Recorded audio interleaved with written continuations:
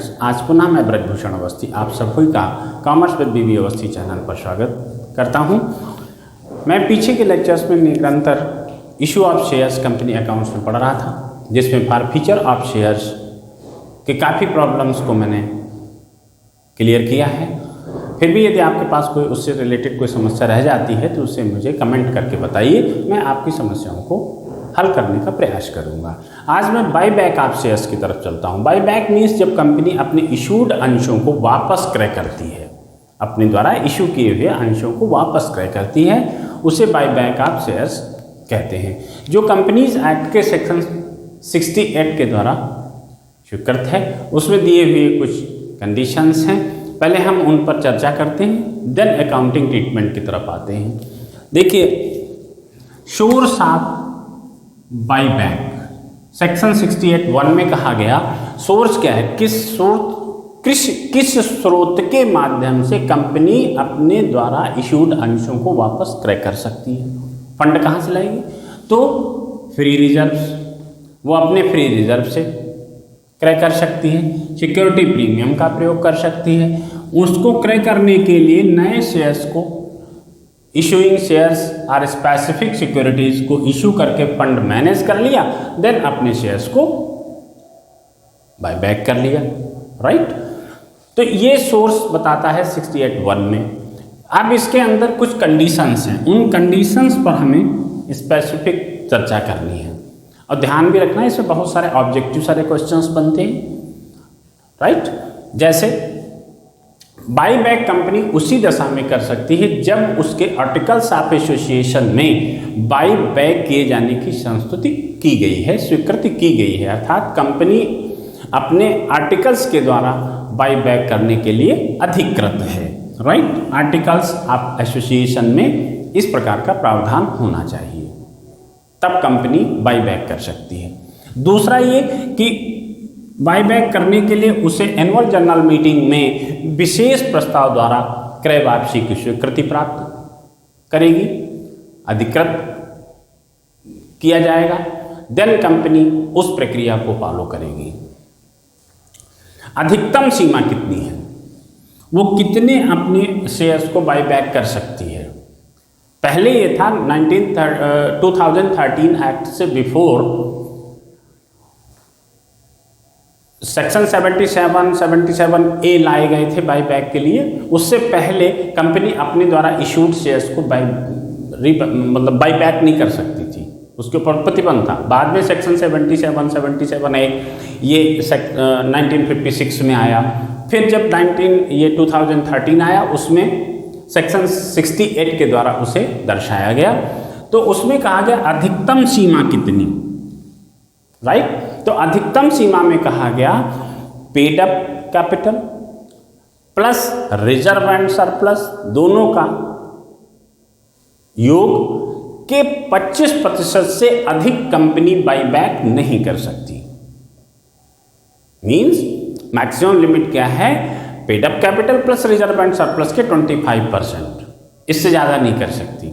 लेकिन उसी में कहा गया किसी भी वित्तीय वर्ष में वो इक्विटी पेड अप कैपिटल के 25% से अधिक बाई बैक नहीं कर सकती। इक्विटी यहां कहा गया पेड अप कैपिटल और रिजर्व एंड सरप्लस, राइट, दोनों को मिलाकर 25% से अधिक नहीं कर सकती। यहां पर जब वित्तीय वर्ष की बात आई तब कहा गया इक्विटी पेड अप कैपिटल के 25% से अधिक किसी भी वित्तीय वर्ष में कंपनी अपने द्वारा निर्गमित अंशों को वापस क्रय नहीं कर सकती। ये सीमा बना दी गई और ये तब कर सकती है जब उसका जो सॉल्वेंसी है वो डेट इक्विटी रेशियो 2:1 की लिमिट में हो, राइट। यदि ये डेट इक्विटी इस अनुपात को नहीं, डेट इक्विटी रेशियो ये नहीं बन पा रहा तो आपको ये स्वीकृति प्राप्त नहीं होगी, ओके। यहाँ पर सूचीबद्ध यदि आपके शेयर्स मीन्स कंपनी के शेयर्स लिस्टेड हैं तो सेबी की गाइडलाइंस के दिशा निर्देशों का अनुपालन करना पड़ेगा। यदि वो लिस्टेड नहीं है तो सेबी की गाइडलाइंस की आवश्यकता नहीं होती, राइट। तो और उन्हीं अंशों को बाई बैक कर सकती है जो पूर्ण दत्त हैं। बाई बैक करने के लिए उन अंशों का फुल्ली पेड अप होना अनिवार्य है। ओके, आगे कहता है कि विशेष प्रस्ताव पास कर लिया गया। जिस तिथि को विशेष प्रस्ताव पास किया गया उस तिथि से ठीक आगे के 12 महीने में क्रय वापसी की प्रक्रिया का पूरा हो जाना चाहिए। ठीक है, ये टाइम लिमिट है उसकी। ठीक है, पूर्ण कर लेना चाहिए 12 महीने के अंदर। आगे कहा गया क्रय वापसी, जब आपने क्रय वापसी की प्रक्रिया पूर्ण कर ली जिस तिथि को, उस तिथि से ठीक 7 डेज के अंदर उन बाई बैक किए हुए शेयर्स को फिजिकली डिस्ट्रॉय करना होगा, नष्ट कर देना होगा, भौतिक रूप से नष्ट कर देना होगा। राइट, ये नेक्स्ट में कहा गया कि पूर्ण तिथि से क्रय वापसी की तिथि जिस दिन पूर्ण होती है उससे ठीक आगे के 6 महीने तक कंपनी उस तरह के शेयर्स इशू नहीं करेगी। राइट, उसी तरह के अंश निर्गमन नहीं होगा। उसमें शामिल क्या चीजें नहीं, बोनस अंश इशू कर सकती है, उस पर ये नियम लागू नहीं होता। प्रेफरेंस शेयर्स इशू कर सकती, नियम लागू नहीं होता। ये जब डिबेंचर्स को इक्विटी शेयर में कन्वर्ट करती है तो वहां पर भी ये नियम लागू नहीं होता। ठीक है, इन पर ये चीजें उनमें शामिल नहीं हैं। कुल मिलाकर के इन्हें छोड़कर जब कंपनी कोई अपने शेयर्स को बाई बैक करती है तो उस जैसे शेयर्स आगे के 6 महीने के अंदर पुनः इशू नहीं कर सकती है। राइट, ये इसके टर्म्स एंड कंडीशंस थी। अब आते हैं थोड़ा सा हम अकाउंटिंग ट्रीटमेंट की तरफ चलते हैं। तो इसमें ये एक देखिए, एक तो आता है bye issuing shares and specific securities. जब कंपनी फंड को मैनेज करने के लिए बाय बैक करना चाहती है, उसके लिए फंड मैनेज करना करेगी, तो उस फंड मैनेजमेंट के लिए यदि वो शेयर्स इशू करती है, राइट, तो वो कोई टेक्निकल बात नहीं है। जैसे आप पीछे शेयर्स इशू की एंट्री बनाए हैं, ठीक उसी प्रकार से एंट्रीज बनेगी। ठीक है ना, bank account debit to share application, share application account debit to share capital, एक साथ लेते हैं। Share application and allotment combined entry हो सकती है। ठीक है, वो कोई टेक्निकल अब इसी में जो टेक्निकल चीज है वो मैं आपको बता रहा हूँ, फिर आपको मैं इसी के न्यूमेरिकल क्वेश्चंस की तरफ ले चलेंगे ताकि इन बताए हुए फैक्ट्स को वहाँ अप्लाई करके आपको दिखाएं। राइट, देखिए क्या होता है। एक तो ये कि जब कंपनी अपने द्वारा इशूड अंशों को सम मूल्य पर खरीद लेती है, ठीक है, अंकित मूल्य पर, तो नो प्रॉब्लम। शेयर कैपिटल, देखिए मैंने इशू जब किया था तो 2 शेयर कैपिटल किया था, इज इट राइट। और जब हम बाई बैक करेंगे, वापस करेंगे, तो हम उन्हें पेमेंट करेंगे, तो वहां पर share capital account debit to bank.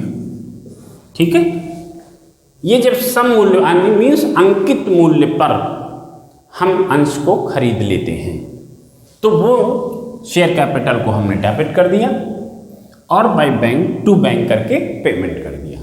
Okay, यहीं पर वो हो सकता है कि अंकित, ये तो था जब अंकित मूल्य पर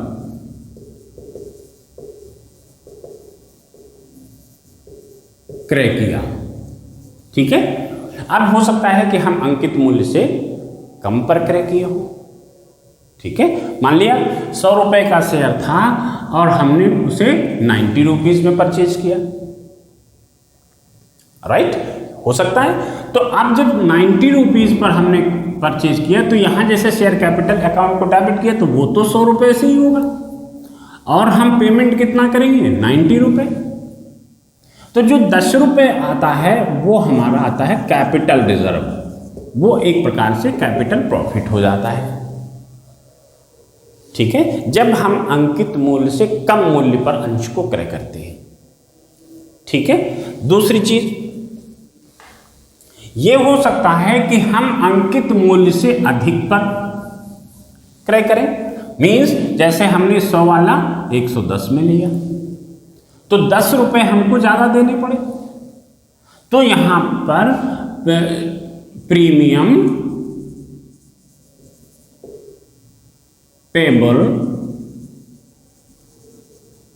ऑन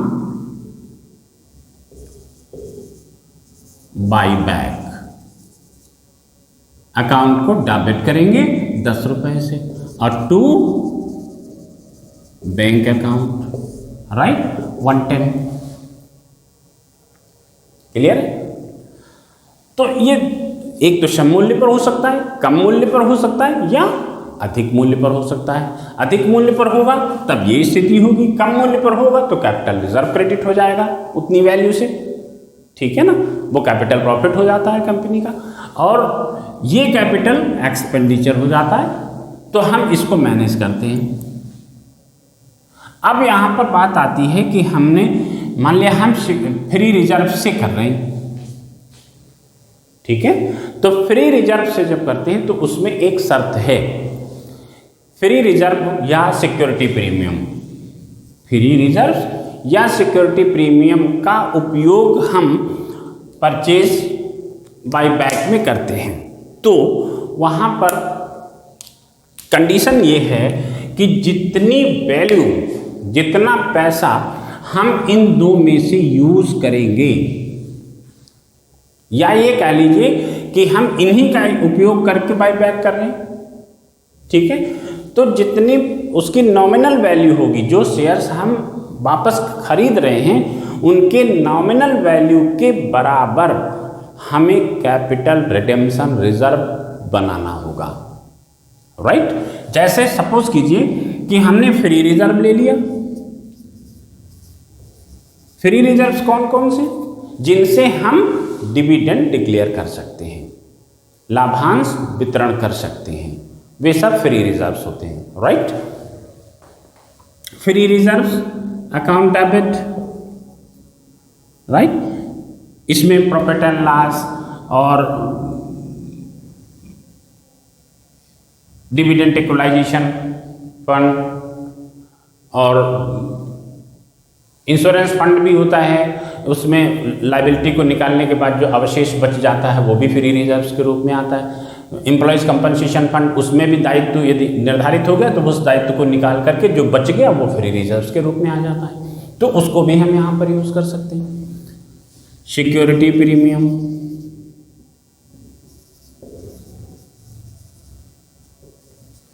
डेबिट कर देंगे और बनाएंगे to capital redemption reserve, CRR। यहां पर ये नॉमिनल वैल्यू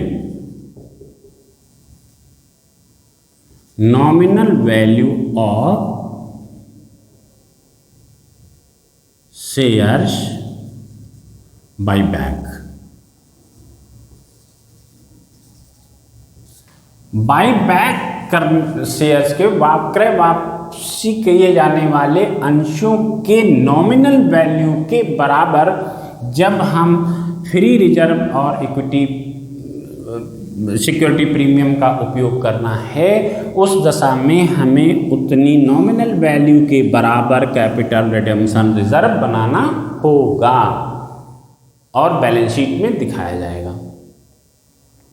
ठीक है, यहीं पर जब हम सम मूल्य से अधिक पर, यानी कि अंकित मूल्य से अधिक मूल्य पर हम अंश का क्रय करते हैं, मीन्स जैसे हम premium payable on buy back ये कर रहे हैं, तो हमें इस पैसे का भी मैनेज करना पड़ेगा कहीं ना कहीं से, तो वो हम फ्री रिजर्व्स और इक्विटी प्रीमियम ये क्या कहते हैं सिक्योरिटी प्रीमियम से हम कर लेते हैं, इसको बीट आउट करते हैं। ठीक है, जनरल रिजर्व है, प्रॉफिट एंड लॉस अकाउंट है ना, इनसे जैसे PL account debit, general reserve है ना डेबिट टू प्रीमियम